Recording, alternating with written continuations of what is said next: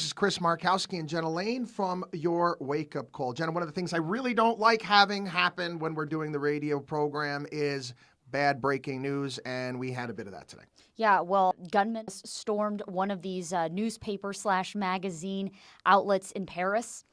We know right now it was originally 11, now it's 12 that we've heard of. As of the recording of this program, and like I said, we're going to get more information. It may change.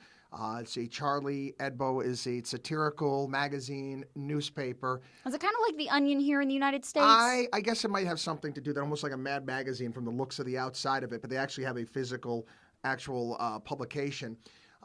They had run some various different cartoons that had been critical of ISIS and some stuff with the Prophet Muhammad, and they had been threatened in the past. They have already called this a terrorist attack. The gunmen were shouting Allahu Akbar, and we avenged the Prophet during the attack.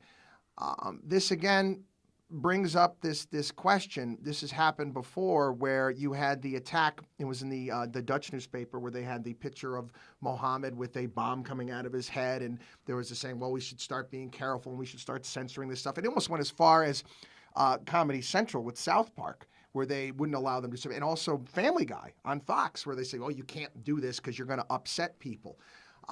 Should we be changing our way of life? Should the free world change the way it's life because it's going to upset someone? Well, and we saw that in the movie industry, of course, with The Interview. And we saw the way the Western world kind of responded to that. Huge numbers rolling in as far as that goes. But, I think this is a little bit more serious because of the fact that, journalistic responsibility is to act as the watchdog for government, corruption, whether it's, being here in the United States or, again, worldwide.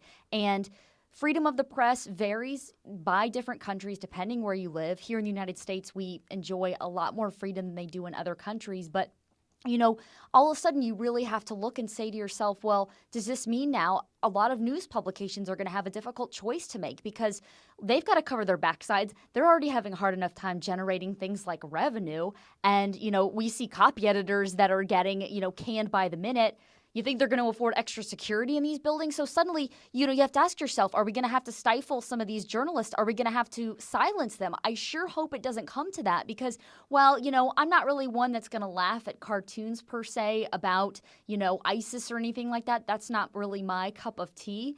I still think it's very important that we have journalists that, feel that they can criticize whomever, whenever, without fear of retribution. I am a live free or die guy. That's the state motto of New Hampshire, and I happen to agree with that. I'd rather be dead than have to censor myself. And once you get newspapers censoring themselves, you know what? It's all over. We've lost. The terrorists have won. We're not censoring ourselves here on Your Wake Up Call. We'll see you next time.